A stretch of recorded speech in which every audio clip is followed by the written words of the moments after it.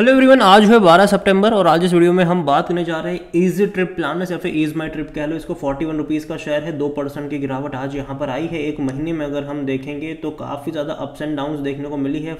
मतलब तकरीबन 5% की तेज़ी ज़रूर है। एक बड़ा मूव यहाँ पर तब बना था जब इन्होंने अनाउंसमेंट करी थी कि भैया इलेक्ट्रिक बस बनाने वाले हैं ये, और जिस दिन ये खबर आई थी उसी दिन मैंने वीडियो बनाकर कहा था कि भरोसा मत करना, ये सोच के खरीदारी करने मत लग जाना वरना फंस जाओगे। और उसके अगले ही दिन हमने गिरावट भी देखी। और जिस दिन मैंने वीडियो बनाया था जब ये 43 रुपीज़ के आसपास ट्रेड कर रहा था, कई सारे नेगेटिव कमेंट्स मेरे उस वीडियो पर आए थे। लोग कह रहे थे कि सर अगले दिन ये 48 पे जाएगा, 50 पे जाएगा। अभी भी चाहो तो आप चेक कर सकते हो मेरा वीडियो वो। और काफ़ी लोगों ने बोला, तो मैंने कहा था वीडियो में स्पेसिफिकली कि देखो भाई साहब, ये जो बना रहे हैं, ये जो कर रहे हैं इलेक्ट्रिक बस, ठीक है, पहली चीज़ तो है कि कितना खर्चा बैठेगा इसके ऊपर, कितना सारा इन्वेस्टमेंट इनको करना पड़ेगा। दूसरी बात है कि अगर बना भी लेते हैं भाई साहब, ठीक है, ये तो इनकी जो टक्कर होगी, कंपटीशन होगी, वो बहुत बहुत ऑटोमोबाइल जायंट्स के साथ होगी। उनके सामने टिक पाएंगे कि नहीं, इस वीडियो में स्पेसिफिकली बात करेंगे कि अभी यहाँ पर क्या सिनेरियो देखने को मिल रहा है, मौके हैं, धोखे हैं, क्या यहाँ पर चल रहा है। देखिए वीडियो को शुरू करूँ उससे पहले अगर आपने अभी तक चैनल को सब्सक्राइब नहीं किया है तो प्लीज़ अभी इसे सब्सक्राइब कर लीजिए, क्योंकि आगे भी बहुत सारे वीडियोज़ हैं जो आपको काफ़ी ज़्यादा हेल्प करेंगे। तो 41 रुपीज़ का शेयर है और तकरीबन 5% की तेज़ी ज़रूर है। एक महीने में एक बड़ा मूव आया था, एक ही दिन में बहुत बड़ी तेज़ी इसने दिखा दी थी। 16-17% की तेज़ी इसने एक ही दिन में दिखाई थी, एक ही दिन में। और उसी दिन मैंने कहा था कि मत खरीदना, फंस जाओगे यहाँ पर। और अगर हम खबर की माने उस टाइम की, तो इलेक्ट्रिक बस बनाने वाले थे, है ये, और अभी भी देखो है ये, ठीक है, इलेक्ट्रिक बस बनाएंगे। इसके चलते यहाँ पर एक बहुत बड़ी तेज़ी हमें देखने को मिली थी। ईज माई ट्रिप में कंपनी जो है वो एंट्री करने वाली है ईवी मैन्युफैक्चरिंग में यहाँ पर। और उन्होंने एक्सचेंज में ये बोला भी है कि इनकी एक होली ओन सब्सिडी कंपनी होगी जो इलेक्ट्रिक बस मैन्युफैक्चर करेगी। And this propose is subject to necessary approval from the ministry of corporate जो अफेयर्स है वहाँ पर। यहाँ पर अगर आप देखोगे तो Easy Trip Planners offer ticket booking, transport arrangement, tour planning and accommodation service ये प्रोवाइड करवा दी है। उसका कोई प्रायर एक्सपीरियंस नहीं है इन मैन्युफैक्चरिंग, ठीक है, कोई प्रायर एक्सपीरियंस कंपनी के पास नहीं है। No further detail on the timeline of the incorporation of the cost to be occurred the same was disclosed। इन्होंने बस बोला है कि हम भैया एंट्री करेंगे, कैसे करेंगे, क्या टाइमलाइन होगी, कितना खर्चा बैठेगा, क्या होगा, उसके बारे में कोई इन्फॉर्मेशन नहीं है, कोई इन्फॉर्मेशन नहीं है। तो यहीं से आपको समझना चाहिए कि भाई साहब देखो, इससे पहले भी इन्होंने अनाउंसमेंट करी थी जब अयोध्या में राम मंदिर का इनॉग्रेशन हुआ, तो इन्होंने अनाउंस करा था कि भैया 5 स्टार होटल वहाँ पर बनाने वाले हैं, ठीक है। अभी उसके बारे में कोई अपडेट नहीं आ रही। हालांकि हाँ, बीच में था कि लैंड एक्वायर करने की कोशिश, और अगेन ये लंबा प्रोसेस होता है, ठीक है। तो आप ये सोचिए कि एक टिकट बुक करने वाली कंपनी, ट्रांसपोर्ट अरेंजमेंट करने वाली कंपनी, अकोमोडेशन आपकी टूर वगैरह प्रोवाइड करवाने वाली कंपनी होटल बिजनेस में एंट्री कर रही है, ठीक है। साथ साथ भैया अब लोगों को भैया ईवी में ज़्यादा पोटेंशियल दिख रहा है, तो ये ईवी में भी एंट्री कर रहे हैं, जबकि इनका कोई एक्सपर्टीज़ नहीं है, कोई इनका वहाँ पर कोई एक्सपीरियंस नहीं है, ठीक है। और अगर ये लॉन्च करते हैं कितना खर्चा बैठेगा, क्योंकि भाई साहब आसान नहीं होता। एक वक्त के लिए चलो अब 2 व्हीलर्स भी बना लो, 3 व्हीलर्स भी आसानी से बना लो, मतलब एक खर्चे के साथ, कुछ अमाउंट के साथ।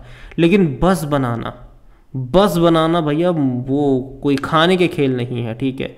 बस बनाना ईवी वाली, वो भी बहुत बड़ा भाई साहब इन्वेस्टमेंट लगता है। और इस कंपनी के पास वो है क्या? इनकी एग्जिस्टिंग कंपनी ईज माई ट्रिप से क्या ये इतना प्रॉफिट कमाते हैं कि ये अपने होटल बिजनेस के लिए भी वेंचर कर पाएंगे, या अपने इलेक्ट्रिक वाले बिजनेस के लिए भी वेंचर, वो भी स्पेसिफिकली बस मैन्युफैक्चरिंग का बिजनेस, जो कि बहुत ज़्यादा पैसों को कंज्यूम करने वाला होता है। और जैसे कि मैंने कहा, एक वक्त के तो चलो अब 2 व्हीलर्स का बिजनेस मान लो कि वहाँ पे उतना खर्चा नहीं बैठता जितना 4 व्हीलर्स में बैठता है, मतलब 4 क्या, कई सारे व्हीलर्स लगते हैं, ठीक है, वहाँ पर जो बस होती है उसमें तो वहाँ पे बैठता है। तो उस चीज़ को समझो आप यहाँ पर। और यही वजह थी कि मैंने कहा था कि जिसके पास है मौका देखिए, प्रॉफिट टेकिंग वहाँ पर करने के मौके बनेंगे। उसी दिन मैंने वीडियो में कहा था ये। काफ़ी सारे मतलब तब नेगेटिव कमेंट्स भी आए थे मेरे उस वीडियो पर। यहाँ पर अगर हम देखें तो 75 लाख के आसपास के वॉल्यूम यहाँ पर ट्रेड होते नजर आए हैं। कंपनी का जो ऑल टाइम हाई 73 रुपीज़ का है, लो 10 रुपये। अगेन मैं कह दूँ कि 10 रुपये कभी नहीं गया है, ये बोनस और स्प्लिट के बाद इसका एडजस्टेड प्राइस है। कई बड़ा गेम खेला है बोनस और स्प्लिट में, देखने में 40 रुपये आपको सस्ता लग सकता है, लेकिन वैल्यूएशन के हिसाब से ये सस्ता नहीं है। रीज़न सिंपल है कि इन्होंने बोनस दे देकर स्प्लिट करा कर प्राइस इसका एडजस्ट हो चुका है। जहाँ तक कंपनी के बारे में अगर हम बात करने जाए तो according to Money Control user 50-50 का रेशियो है। 50% लोग कह रहे खरीदारी करो, 50% लोग कह रहे बेचो और भाग जाओ यहाँ से। अगर इनके डिविडेंड के बारे में देखें तो इस साल मतलब पिछले साल 10 पैसा पर शेयर का पे करा था इन्होंने, इस साल इन्होंने अभी तक कोई डिविडेंड अनाउंस नहीं करा है, कोई डिविडेंड अनाउंस नहीं करा। और जैसे मैंने कहा 80 रुपये 40 रुपये का प्राइस क्यों आया, क्योंकि एक ही साल में 2022 में अगर आप देखोगे तो भाई साहब इन्होंने बोनस का गेम खेल दिया। 2022 में 2 बार इसने बोनस दे दिया, जनवरी और अक्टूबर, और उसी साल में भाई साहब ये स्प्लिट भी कर दिया इन्होंने, एक का डबल कर दिया। तो आप समझ जाओगे कि कितने ज़्यादा शेयर्स यहाँ पर मल्टीप्लाई हुए हैं, और यही वजह है कि आपको प्राइस 41 रुपीज़ का देखने को मिल रहा है, जो काफ़ी लोगों को सस्ता लग रहा होगा, लेकिन एक्चुअली में ये महंगा है क्योंकि इसका पी रेशो 68 का है। यही वजह है कि भाई साहब ये स्प्लिट होकर बोनस वगैरह दे देकर आपको इसका प्राइस सस्ता लग रहा है, लेकिन एक्चुअली में ये सस्ता नहीं है। कोई भी एनालिस्ट खरीदारी की रिकमेंडेशन यहाँ पर नहीं दे रहा है। फिनेंशियल्स अगर हम देखें इसके तो लास्ट क्वार्टर के नंबर ठीक ठाक थे, मतलब उतने अच्छे नहीं कहूँगा।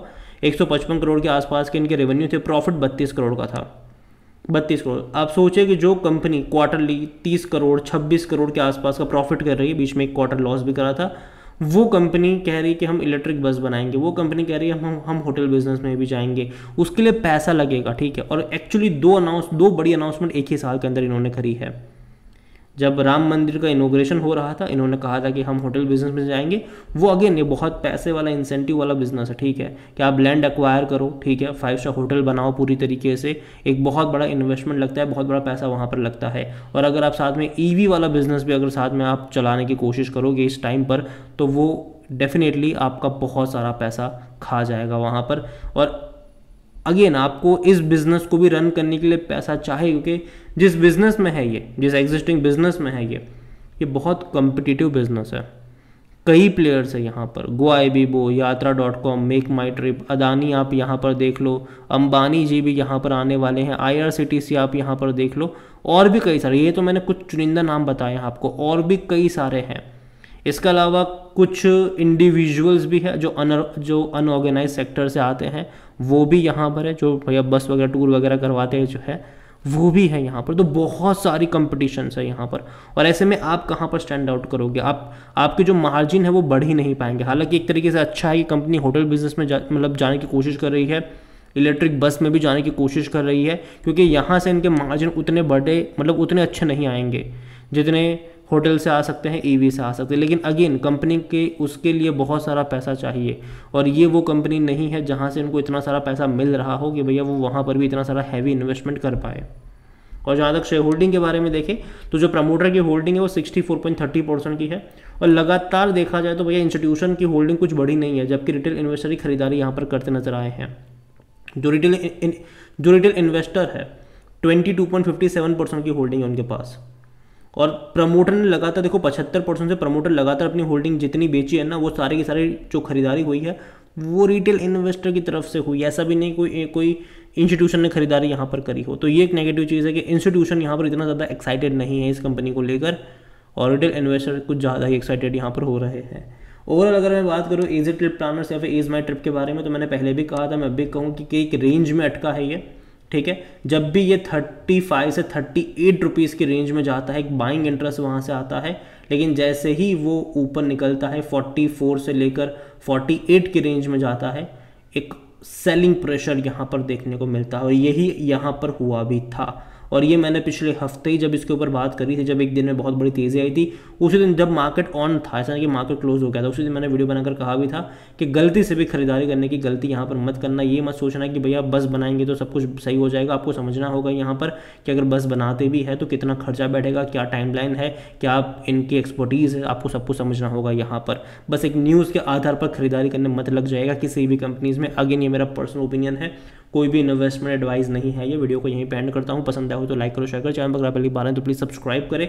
और इजी ट्रिप प्लान या फिर इज माई ट्रिप के बारे में आप क्या सोचते हैं वो भी आप मुझे कमेंट में लिख के बता सकते हैं। Thank you.